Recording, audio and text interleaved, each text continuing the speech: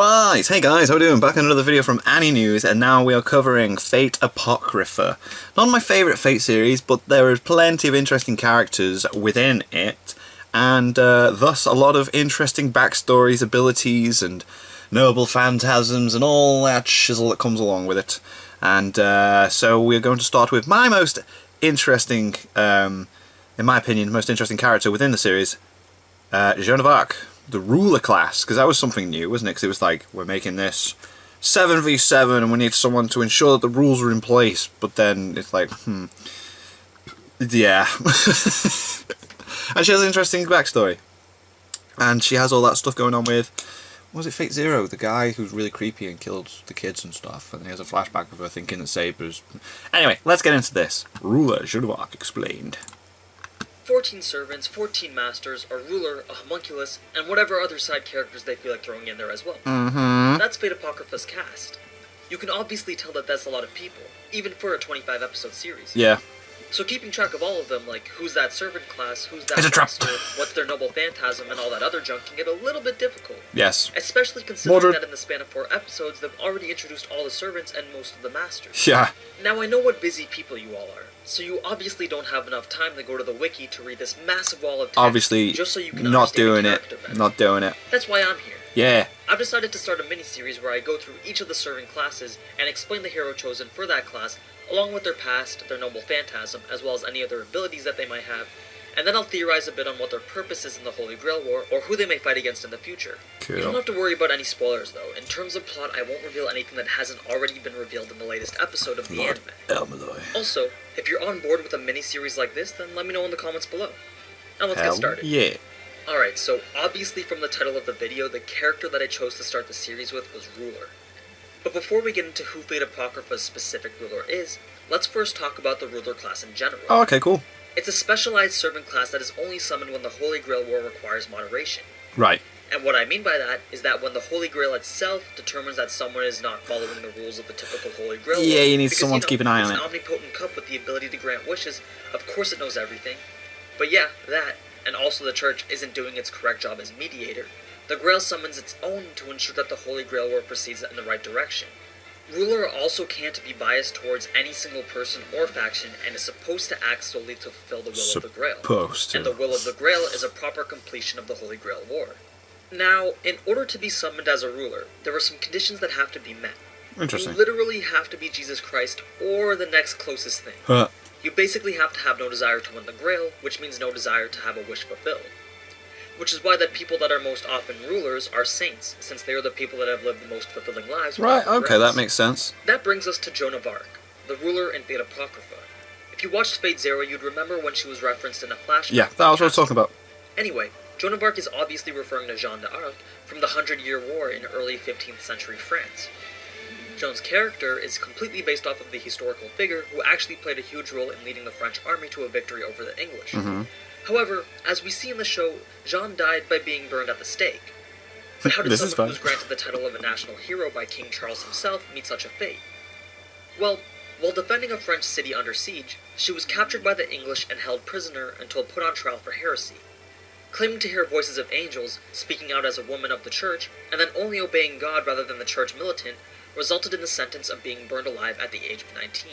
Damn. At the beginning of episode 2, they actually showed her death scene, which was pretty interesting because they were accurate with a couple of small details. It was reported that during her death she was holding a small wooden cross while continuously praying, which as we can see are the two notable actions taken by Jeanne during this scene. So that's who she was during her past life, but what about now? We saw at the end of episode 1 that Jeanne manifested her spirit inside the body of a French girl. Her name is Laetitia. This is a unique case of a ruler being summoned into a human body rather than as a spiritual form. Yeah, that's what's different. The exact reason for this is unknown, but it is possible when a person's body, spiritual prowess, personality, and magical potential are compatible with the person being summoned. In this case, Laetitia was a prime candidate. Also, because of Laetitia's strong faith, there were no conflicting personalities either. Ruler has complete control over Laetitia's body and mind, although some deeply rooted traits occasionally affect Ruler's actions. Now there's a few other things from the anime that need explaining before getting into Ruler's abilities and whatnot. Let me put this as easy to understand as possible. Ruler spawned in France.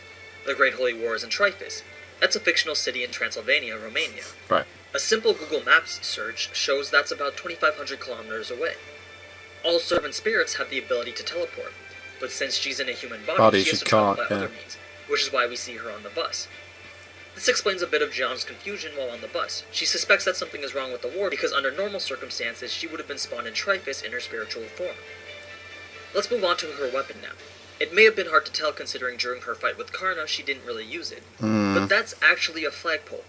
It can be easily mistaken for a lance. Okay, yeah, you can see it. Yeah. But you can tell that it's clearly a fabric wrapped around the pole. Yeah, it looks like it now. If you look closely enough, you can see the edge of the fleur-de-lis printed on it, which in case you didn't know was used as the symbol of the French coat of arms. I tried to find the exact flag, but the closest thing that I could find to it was this picture here. Interesting. But yeah, I just find it pretty funny that I recently talked about a main character that used an umbrella to fight, and now we have one that uses a flagpole. That's and cool. if we do ever get to see Ruler fight for real, I'm really hoping it looks something like this. Huh. Boss. Yeah, man. Family Guy for the win. Anyway, let's move on to her abilities. I'll start with the ones that we've seen so far. While hitchhiking on the back of the truck, we see her use one of her natural abilities to command others. It's referred to as charisma, and it makes people believe the words that she says without basis. Right, that's cool. And this comes from her past experience commanding armies. Next up, we saw the command sails on her back. Obviously, as the ruler class and moderator of the Holy Grail War, being able to command the other servants would prove to be a little more difficult than other people. So she has what's called God's Resolution, and this allows her to use command spells on the servants. That's interesting. Rulers usually get 2 command spells per servant, so if you can point out all 28 tattoos on her back, then by all means go ahead. The next skill she has is called True Name Discernment. This was fairly obvious during her fight with Karna because she was able to identify his true name and class without any information. Information on servants such as identities, skills, and noble phantasm are automatically revealed when confronting another servant. So basically she gets a cheat sheet on her opponent, only if she makes visual contact with them. Any opponent that's in hiding will have their information remain hidden until they are found. And then this final skill hasn't really been revealed yet, but it's nothing monumental like a noble phantasm. It's just increased resistance to magic-based attacks. Cool. For example, say one of the sabers tried to use Excalibur on Ruler. The damage would be done to everything except her. I know that. She does not negate the attack, but instead just remains undamaged by them. And when I say that one of the sabers is trying to use Excalibur, you know I mean their noble phantasm. Yeah. Anyway, I'm sure there's more abilities that I'm missing, and she probably has godlike combat skills, but those are pretty much the main ones. As for my theories on Ruler's future in the show, well, I haven't read the novels, so I don't know exactly what's going to happen. But if I had to guess, I'd say that alright. the Red faction wants her I mean, dead, and the Black faction wants the homunculus, she's going to have to fight Karna again, as well as another servant of Black. Other than that, there's not much else I can say, but there's definitely more to this show than what's being led on. It's more than just a battle royale, which I'm totally okay with, by the way. But anyway, that's all I've got for you guys on Ruler today. I hope that clears some stuff up for you. For my next episode, I'm thinking of doing the Saber class, but if you have something else in mind, then let me know in the comments below. I'm just going to cover them all as they were released in order. If you enjoyed this type of anime content, then you already know what to do. So until next time, ciao. Ciao. Cool. Yeah, I'm really going to enjoy these, because I think what I'm doing next is Mordred Saber, like you said, Saber of Red, and then Frankenstein Berserker of Black. Oh, Frankenstein was amazing. And I'm still covering the Shield Hero Cut content videos from Annie News as well. I know it's been a bit of a while. A couple of you were asking for those reactions. There's still one more Overlord video I need to do actually as well. The how strong is the leader of the maids, isn't it? Is that what I need to do? Where am I put that? It's on my list somewhere.